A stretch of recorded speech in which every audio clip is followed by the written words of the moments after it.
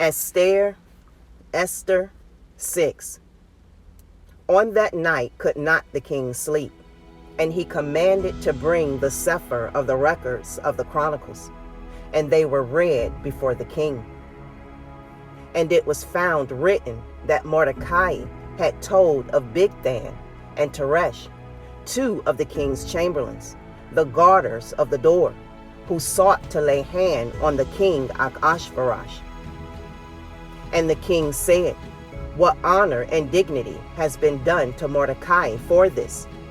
Then said the king's servants that ministered unto him, There is nothing done for him.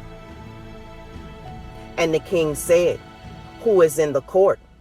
Now Haman was come into the outward court of the king's house, to speak unto the king to hang Mordecai on the gallows that he had prepared for him. And the king's servants said unto him, Behold, Haman stands in the court. And the king said, Let him come in.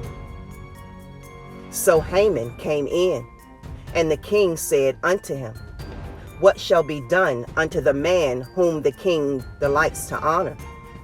Now Haman thought in his heart, To whom would the king delight to do honor more than to myself?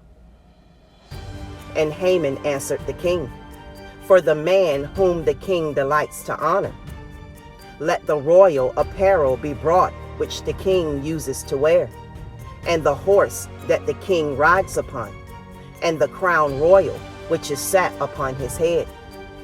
And let this apparel and horse be delivered to the hand of one of the king's most noble princes, that they may array the man withal whom the king delights to honor, and bring him on horseback through the street of the city, and proclaim before him, Thus shall it be done to the man whom the king delights to honor.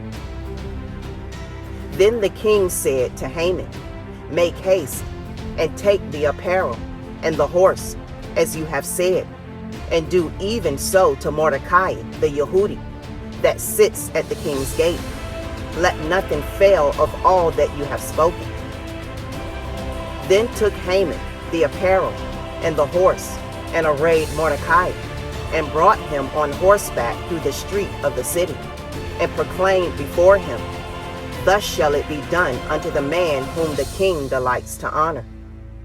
And Mordecai came again to the king's gate, but Haman hasted to his house mourning, and having his head covered.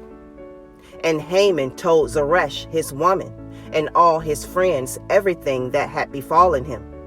Then said his wise men, and Zeresh his woman unto him, If Mordecai be of the seed of the Yehudim, before whom you have begun to fall, you shall not prevail against him, but shall surely fall before him. And while they were yet talking with him, came the king's chamberlains, and hasted to bring Haman unto the banquet that ESTHER had prepared.